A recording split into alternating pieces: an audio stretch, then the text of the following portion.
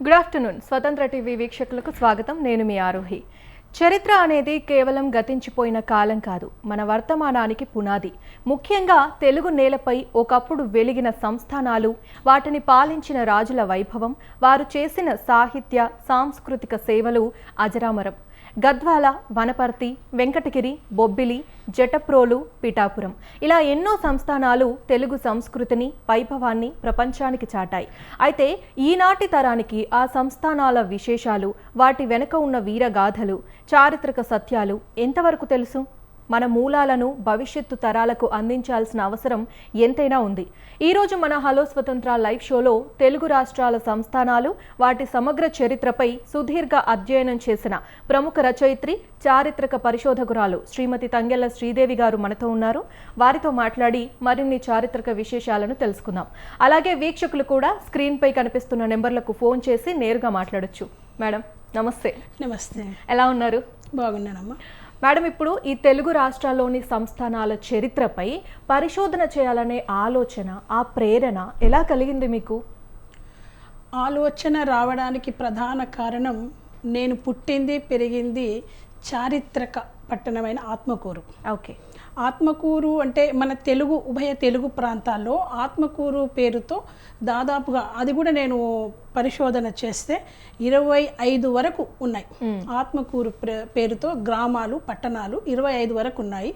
కానీ మా ఆత్మకూరు అనేది ఇక్కడ ఈ ఆత్మకూరుకున్న విశిష్టత, ప్రాధాన్యత ఏమి అంటే, అమరచింత సంస్థానానికి 120 సంవత్సరాలు రాజధానిగా కొనసాగిన ప్రాంతం మాది. ఓకే. అమరచింత సంస్థానం అని చరిత్రలో కనిపించే ఈ సంస్థానానికి మరో పేరు ఆత్మకూరు సంస్థానం. కొందరు అమరచింత ఆత్మకూరు సంస్థానం అని కూడా అంటారు. ఈ సంస్థానం మా సొంత ఊరు కాబట్టి నాకు ఈ చరిత్ర పైన మా పెద్దలు చిన్నప్పుడు కథలుగా చెప్పేవాళ్ళు. రాజుల గురించి, వారి పాలన గురించి, వారు చేసిన పరిపాలన విధానాల గురించి, ఆ కట్టడాల గురించి చెప్పినప్పుడు నాకు ఆసక్తి కలిగింది. అంతకంటే ఇంకొక విషయం ఏమంటే, మేము ఆత్మకూరులో మా ఇల్లు ఉన్న ప్రాంతం కూడా రాజావారి వీధి. ఓకే. రాజనగర్ అంటారు. మేమున్న ఇంటికి దగ్గరలోనే శిథిలమైన కోటలు ఉండేవి, చుట్టూ కందకాలు ఉండేవి. వాటిని మేము రోజు చూసేవాళ్ళం. చూసినప్పుడు కూడా నాకు వాటి వెనుక ఉన్న కథ ఏమిటి, కథలు ఏమిటి, ఆ రాజులు ఎవరు, ఏ విధంగా పరిపాలన చేశారు అనే ఒక ఆసక్తి కలిగింది. అంతకంటే ఇంకొక విషయం ఏమి అంటే, మేము ఉండే ప్రాంతము రాజావారి గుర్రపుశాల అని కూడా తెలిసిందనమాట పెద్దల ద్వారా. ఆ విధంగా నాకు ఆసక్తి కలిగి ముందుగా మా ఆత్మకూరు రాజులు ఎవరు, ఏమిటి అనేది పుస్తకాలు, అంటే అప్పటికే చరిత్ర రికార్డ్ అయి ఉంది కాబట్టి ఆ పుస్తకాలు సేకరించుకొని చదవడం, తర్వాత కొత్త సమాచారాన్ని సేకరించడం. మా ఆత్మకూరు సంస్థానం ఒక్కటే కాదు, తర్వాత మా జిల్లాలో, ఉమ్మడి పాలమూరు జిల్లాలో ఉన్న మిగతా సంస్థానాల గురించి కూడా నేను సమాచారాన్ని పరిశీలించగలిగాను. ఆ తర్వాత మళ్ళీ తెలంగాణలో ఉన్న మిగతా సంస్థానాల గురించి కూడా నాకు ఆసక్తి కలిగింది. మ్యామ్, ఇప్పుడు మీ అధ్యయనంలో భాగంగా మీరు సేకరించిన ఆధారాలు కావచ్చు, లేదంటే మీరు పడిన శ్రమ కావచ్చు, ఎలా ఉండేది? సంస్థానాల గురించి పెద్దలు, చరిత్రకారులు ముందుగానే పరిశోధన చేసి ఆ చరిత్రను పొందుపరిచి ఉన్నారు. అయితే ఇక్కడ చరిత్ర, అధ్యయనం అనేది రెండు పరస్పరం సంబంధ బాంధవ్యాలు ఉన్న పదాలు. ఓకే. చరిత్ర అనేది ఇదివరకే పరిశోధన చేశారు, రికార్డు చేశారు కాబట్టి అదే చరిత్ర అనుకోవడానికి వీలు లేదు. చరిత్ర రెండు రకాలు ఉంటుంది. ఒకటి అబద్ధాల చరిత్ర, రెండు పారదర్శకమైన చరిత్ర. మామూలుగా ఒక చరిత్రను రాసేటప్పుడు ఒక వ్యవస్థను లేదా ఒక వ్యక్తిని గొప్పగా లేదా చెడ్డగా చూపించడానికి కొన్ని కట్టుకథలతో కూడా చరిత్రలు వస్తున్నాయి. అదే కాబట్టి చరిత్ర అనేది రాసింది మాత్రమే చరిత్ర కాదు, ఇది అధ్యయనంలో మనం తెలుసుకోవాలి. ఈ చరిత్ర అనేది ఉన్నప్పుడు, అధ్యయనం చేస్తున్నప్పుడు ఇప్పటి కొందరు పరిశోధకులు కానివ్వండి, నవీన చరిత్రకారులు కానివ్వండి, అందులో చరిత్రలో ఏముందో అదే మళ్ళీ తమ శైలిలో రాయడం, తమ శైలిలో వివరించడం జరుగుతుంది. కానీ అధ్యయనం అది కాదు. ఒక చరిత్ర చదివినప్పుడు మనకు అక్కడ సందేహాలు కలిగినప్పుడు దాని చుట్టూ ఉన్న చరిత్రను మళ్ళీ తెలుసుకోవడం, మళ్ళీ మనం పరిశోధన చేసుకోవడం. ఈ క్రమంలో నేను చరిత్రను చదివి ఆ చరిత్రలో కొన్ని సందేహాలకి సమకాలీన పరిస్థితులకి సమాధానాలు చెప్పే విధంగా కూడా నేను కొంత సమాచారం సేకరించగలిగాను. ఓకే. ఈ సమాచారం ఏ విధంగా ఉంది అంటే, ఉదాహరణకి నొస్సం సంస్థానాన్ని పాలించిన మన ఉయ్యాలవాడ నరసింహారెడ్డి గారి గురించి మాట్లాడితే, ఆ నరసింహారెడ్డి గారు ఒక దొంగగా, ఒక కుట్రదారునిగా చరిత్ర రాస్తున్నారు. కానీ ప్రచారంలో ఉన్న జానపద గేయాల ఆధారంగా ఆయన కుట్రదారుడు కాదు, దొంగ కాదు అనేది తెలుస్తుంది. ఆ విషయాన్ని నేను ఉదాహరణగా చూపించి దాన్ని మళ్ళీ ప్రచారం చేయడం. ఎవరైతే వర్ణ వివక్షలు ఉయ్యాలవాడ నరసింహారెడ్డి గారి చరిత్రను వక్రీకరిస్తున్నారో ఆ వక్రీకరణకు ఈ పాటల ద్వారా సమాధానం చెప్పడం, మరికొన్ని పాటల్ని కూడా, జనాల్లో ఉన్న పాటల్ని కూడా సేకరించడం. అట్లాగే వనపర్తి సంస్థానం తీసుకుంటే అక్కడ చరిత్రలో ఎక్కడా లేదు. సావుదేవుని జాతర అంటారు. అక్కడ ఒక జాతర జరుగుతుంది, దాన్ని సావుదేవుని జాతర అంటారు. అది చరిత్రలో ఎక్కడా లేదు, కానీ జానపదుల నుండి నేను సేకరించాను. సావుదేవుని జాతర అని ఎందుకు జరిగింది, ఎప్పుడు జరిగింది, ఇవన్నీ కూడా వివరాలు నేను సేకరించుకోగలిగాను. తర్వాత ఇంకొకటి, కొన్ని గ్రామాలు ఏర్పడుతుంటాయి. ఎందుకు ఏర్పడ్డాయి తెలియదు గ్రామాలు, కానీ ఆ గ్రామాలు ఎందుకు ఏర్పడ్డాయి, వాటి నేపథ్యం ఏమిటి, ఇవన్నీ కూడా నేను ఆధారాలు సేకరించగలిగాను. ఇందులో నా శ్రమ అంటే, నేను క్షేత్ర పర్యటన చేస్తాను కాబట్టి నేను శ్రమ అనుకోవడం లేదు, నాకు ఇష్టంగా చేస్తున్న పని కాబట్టి నేను శ్రమ అనుకోవడం లేదు. ఓకే. అసలు ఈ తెలుగు నేలపై ఈ సంస్థానాలు అనేవి ఎలా ఏర్పడ్డాయి అండ్ ఈ కాకతీయులు లేదా విజయనగర రాజుల కాలం నుండి వీటికి ఏమైనా లింక్ ఉందా మేడం? ఖచ్చితంగా ఉంది. ఇప్పుడు తెలంగాణ ప్రాంతాన్ని తీసుకుంటే మౌర్యుల కాలం నుండి మౌర్యులు, శాతవాహనులు, విష్ణుకుండినులు, తర్వాత బాదామి చాళుక్యులు, రాష్ట్రకూటులు, కళ్యాణి చాళుక్యులు, తర్వాత కాకతీయులు, బహుమని సుల్తాన్లు, గోల్కొండ నవాబులు, ఆ తర్వాత మొఘల్ చక్రవర్తులు, ఆఖరిగా అసఫ్ జాహీలు పరిపాలించారు. ఓకే. అదే ఆంధ్ర ప్రాంతాన్ని తీసుకుంటే ఇక్కడ పాలించిన శాతవాహనులు, కాకతీయులు, విష్ణుకుండినులు కూడా అక్కడ పాలించారు.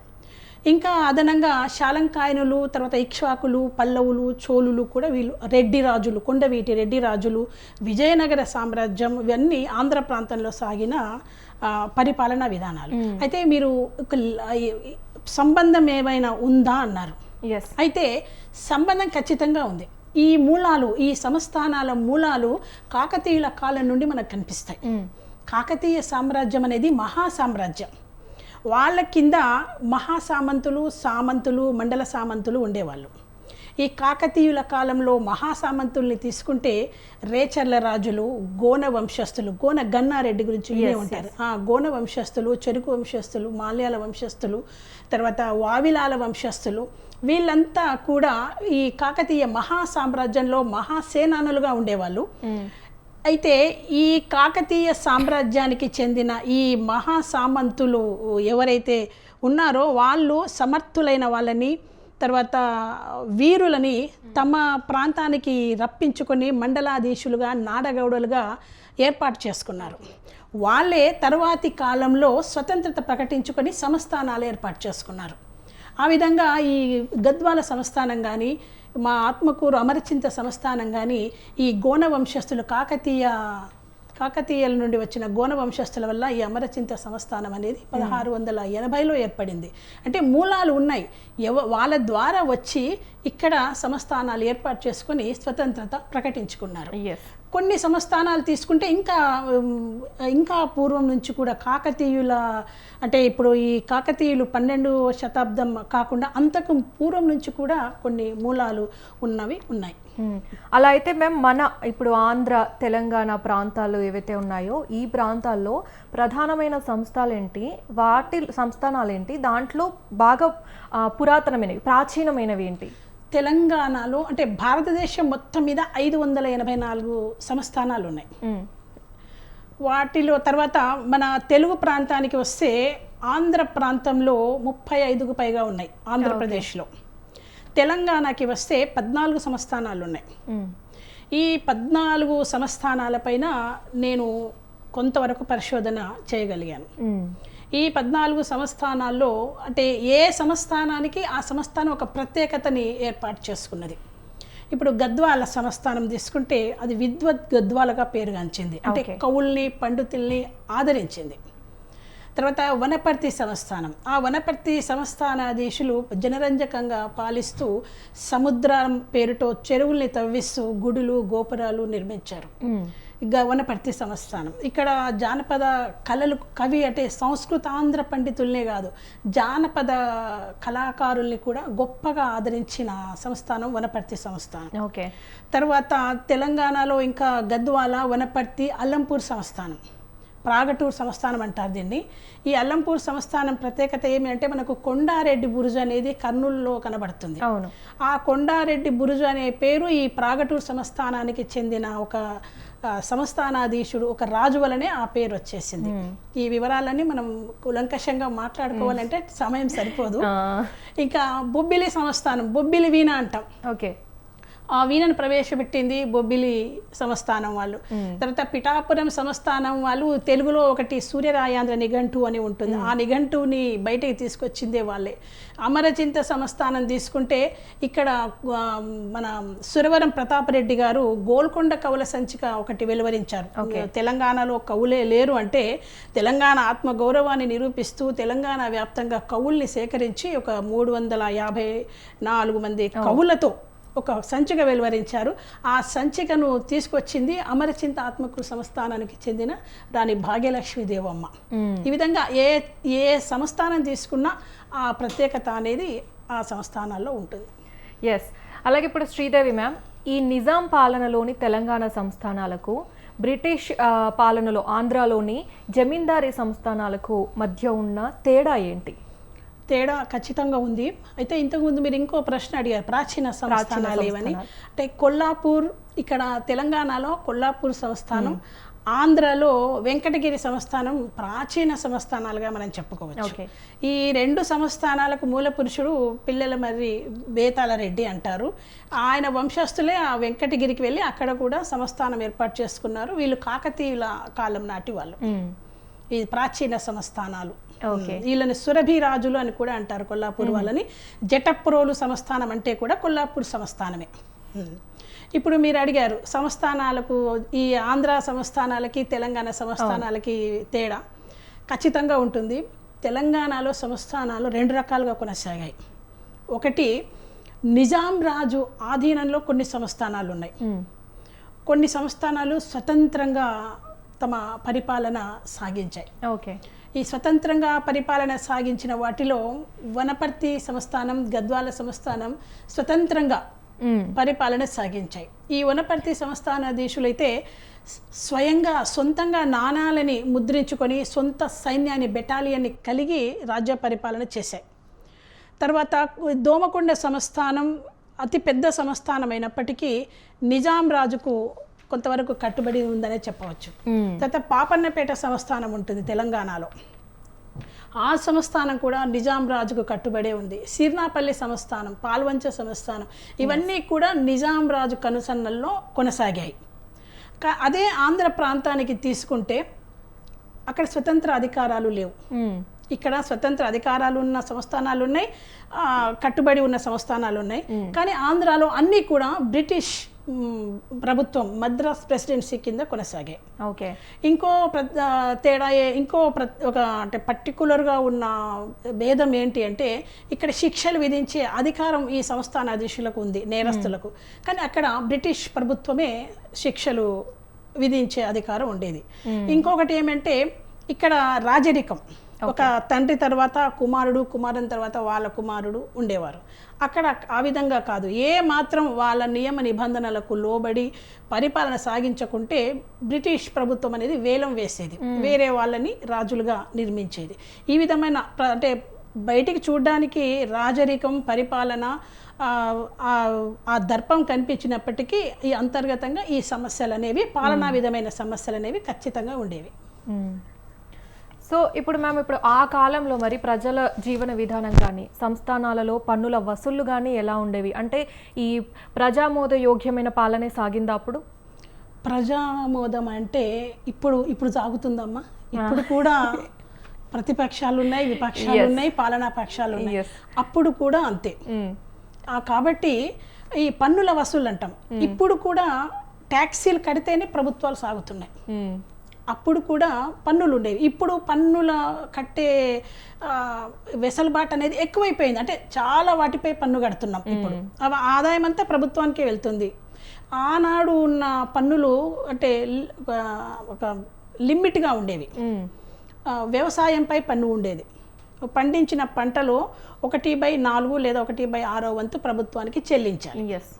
రెండవది వృత్తి పన్నులపై పన్ను ఉండేది. ఈ వృత్తి పన్నులపై ఉండే పన్నును మొతార్ఫా అనేవాళ్ళు.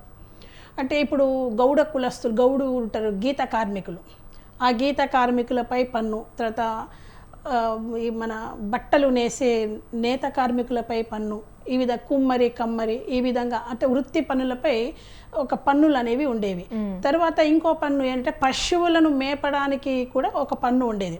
ఒక బంజరు ప్రాంతాల్లో పశువులు మేపుకోవడానికి కూడా పన్ను కట్టి, అంటే దాన్ని పుల్లరి అనేవాళ్ళు, పుల్లరి పన్ను. తర్వాత సంతలు సాగుతుంటాయి, మార్కెట్, ఆ సంతపై కూడా అంగడి పన్ను అనేది ఉండేది. ఓకే. అయితే ఈ సంస్థానాధీశులు నేరుగా ఈ పన్నులు వసూలు చేసేవాళ్ళు కాదు. వాళ్ళ కింద కొంత దొరలు, దేశ్ముఖులు, నిజాంజార్లు అనేవాళ్ళు ఉండేవాళ్ళు. వీళ్ళు అంటే ఇప్పుడు అవినీతి అనేది అన్ని కాలాల్లో ఉంది. ఆనాడు కూడా వీళ్ళు నియమించిన ఈ దొరలు, దేశ్ముఖులు ఏం చేసేవాళ్ళు అంటే పన్నుల్ని 1కి 2 కూడా వసూలు చేసి ప్రజల్ని ఇబ్బంది పెట్టేవాళ్ళు. ప్రజలు ఏ కాలంలో అయినా కూడా, ఏ కాలంలో కూడా పరిపాలన అనేది ప్రజాస్వామ్య దేశంలో కూడా పరిపాలన అనేది జరగడం లేదు. ఎస్. అండ్ అలాగే మ్యామ్, ఇప్పుడు సంస్థానాధీశుల గురించి వచ్చింది కాబట్టి ఈ సంస్థానాధీశులలో కేవలం పాలకులు మాత్రమే కాకుండా మనకి గొప్ప గొప్ప కవులు, రచయితలు కూడా ఉన్నారు. వాటి గురించి చెప్పండి. సంస్థానాధీశులు కవుల్ని, కళాకారుల్ని ప్రోత్సహించారు. స్వయంగా తాము కూడా కవులుగా, రచయితలుగా కీర్తింపబడ్డారు. వీళ్ళల్లో మనం గద్వాల సంస్థానానికి చెందిన చినసోమ భూపాలుడు, ఆయన జయంతి విలాసం రాశారు. రాసి ఆయన ఇప్పుడు కృష్ణదేవరాయల కాలంలో అష్టదిగ్గజ కవులు ఉండేవాళ్ళు ఆయన ఆస్థానంలో. అదే సాంప్రదాయాన్ని మన గద్వాల రాజు చినసోమ భూపాలుడు పాలించారు. ఆయన ఆస్థానంలో కూడా అష్టదిగ్గజ కవులు ఉండేవారు. అంటే ఆయనకు సాహిత్యం అంటే ఇష్టం కాబట్టి ఆ విధంగా కవుల్ని ఆదరించారు. తను కూడా స్వయంగా కవి. తరువాత ఇంకొకటి, మన వనపర్తి సంస్థానం 2 సంస్థానాలుగా విడిపోయిందంటే అన్నాదమ్ముల కారణంగా. అయితే ఈ వనపర్తి సంస్థానానికి చెందిన రాజా రామకృష్ణారావు స్వయంగా కవి. ఆయన కూడా సంస్కృతాంధ్ర పండితుడిగా కావ్యాలని అంటే భరతుడి నాట్యశాస్త్రాన్ని ఆయన అనువాదం చేయగలిగారు.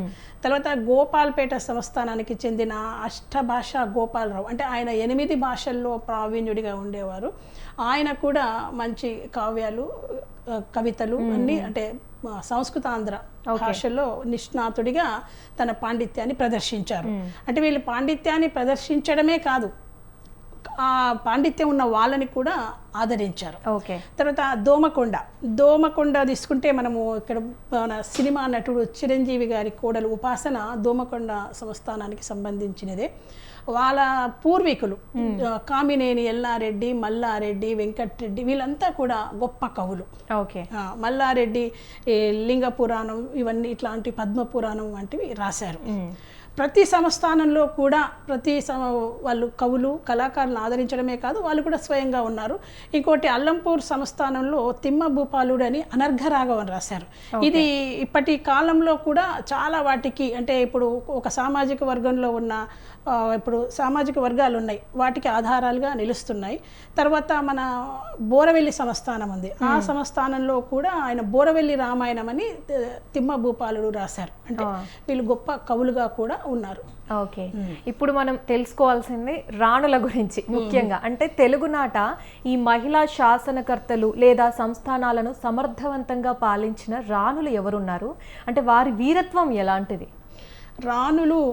రాణులు అంటే ఇప్పుడు ప్రత్యక్షంగా రాణిగా మారింది, అంటే రాణి కాదు మంత్రినిగా మారింది ఇప్పుడు మన సంస్థానాలకు సంబంధం లేకుండా నాయకురాలు నాగమ్మ, ఆమె ఎటువంటి బ్యాక్గ్రౌండ్ లేకుండా స్వతంత్రంగా తన వీరత్వంతో మంత్రినిగా, తొలి తెలుగు మంత్రినిగా కీర్తి గడించింది. ఇక సంస్థానాల వరకు తీసుకుంటే వీళ్ళంతా కూడా తమ భర్తలు కాలధర్మం చెందితే వచ్చిన రాణులు. Yes. అయితే స్త్రీలలో కూడా వీరత్వం ఉంది, పాలనా దక్షత ఉంది అని నిరూపించిన రాణులు ఈ సంస్థానాల్లో ఉన్నారు. ఎస్. గద్వాల సంస్థానంలో 9 మంది రాణులు పాలించారు. వాళ్ళల్లో రాణి చొక్కమ్మ, రాణి ఆదిలక్ష్మీదేవమ్మని మనం ప్రముఖంగా తీసుకోవచ్చు. వీళ్ళు ఆదిలక్ష్మీదేవమ్మ ఏ విధంగా ఉంది అంటే నిజాం రాజుని ఎదిరించింది. ఆమెకు ఒకప్పుడు మగ సంతానానికి అధిక ప్రాముఖ్యత, ఇప్పుడు కూడా ఉన్నారు. అయితే మగ సంతానం లేరని సంస్థానాన్ని లోబర్చుకోవాలని నిజాం రాజు చూస్తున్నప్పుడు ఆమె నిజాం రాజును వ్యతిరేకించేది. ఇక ఆత్మకూరు సంస్థానం తీసుకుంటే రాణి భాగ్యలక్ష్మీదేవమ్మ చివరి పాలకురాలు. ఆమె కూడా జనరంజకంగా పాలించి కవుల్ని కళాకారుల్ని ప్రోత్సహించింది. వనపర్తి సంస్థానాన్ని తీసుకుంటే అక్కడ రాణులు తమ పేరు పైన చెరువుల్ని తవ్వించడమే కాదు, గుడులు గోపురాలు కూడా నిర్మించారు. సరళాసాగర్ ప్రాజెక్ట్ అనేది మన సరళాదేవి పేరు పైన నిర్మించబడింది. ఇప్పటికీ కూడా సైఫన్ పద్ధతిలో మన దేశంలో ప్రవేశపెట్టబడ్డ ఒక తొలి కెనాల్ అది అన్నమాట. అది ఆమె పేరు పైన నిర్మించబడింది. తర్వాత అందరికంటే ఇంకా ముఖ్యంగా చెప్పుకోవాల్సింది పాపన్నపేట సంస్థానానికి చెందిన రాణి శంకరమ్మ. ఆడపులి అంటే రాయ్ బాగన్ అనే బిరుదుతో ఆమె సత్కరించబడింది. తర్వాత సిర్నాపల్లి సంస్థాన రాణి ఉషమ్మ, రాణి జానకీబాయమ్మ ఉన్నారు. ఈ విధంగా ప్రతి సంస్థానాన్ని కూడా రాణులు పాలించారు. కాకపోతే ఇంకా స్వతంత్రంగా వారసత్వంగా వచ్చి ఉంటే ఇంకా బాగుండేది. కానీ భర్తలు లేదా కుమారులు మరణిస్తే వాళ్ళ తర్వాత వచ్చారు. అది మహిళా సాధికారత ఈ విధంగా. ఎస్ మ్యామ్, ఇప్పుడు ఒకప్పుడు వైభవంగా వెలిగిన కోటలు, చారిత్రక కట్టడాలు నేడు శిథిలావస్థకు చేరుకునే స్థాయికి వచ్చాయి. వాటి పరిరక్షణ పైన మీ అభిప్రాయం ఏంటి? అంటే సంస్థానాల కోటలు శిథిలావస్థలో ఉన్నాయి. ప్రభుత్వం పర్యవేక్షిస్తుంది, వాటి పరిరక్షిస్తుంది. వాళ్ళ వారసులు కూడా వాళ్ళ పర్యవేక్షణలోనే ఉన్నాయి కొన్ని. అయితే ఈ సంస్థానాలకు సంబంధించిన నిర్మాణాలు చాలా వరకు ప్రభుత్వం ఆధీనంలో ఉన్నాయి. ప్రభుత్వ ఆధీనంలో ఉండి విద్యాలయాలుగా ఇప్పుడు బొబ్బిలి సంస్థానం, రామచంద్ర, ఇవన్నీ కూడా ప్రభుత్వ ఆధీనంలో నడుస్తున్నాయి. పరిరక్షించాల్సిన అవసరం కూడా ఉంది. శిథిలావస్థకు చేరుకోకుండా ఇంకా కొంచెం జాగ్రత్తగా తీసుకొని ముందు తరాలకి ఆ సాంస్కృతిక వారసత్వ కట్టడాలుగా చూపించాల్సిన అవసరం ఉంది. Yes, thank you ma'am. So చూసారుగా, తెలుగు నేల భౌగోళికంగానే కాదు చరిత్రపరంగా కూడా ఎంతో సంపన్నమైనది. మన సంస్థానాలు కేవలం అధికార కేంద్రాలు కావు, అవి మన భాషను, సంస్కృతిని, కళలను కాపాడిన కల్పవృక్షాలు.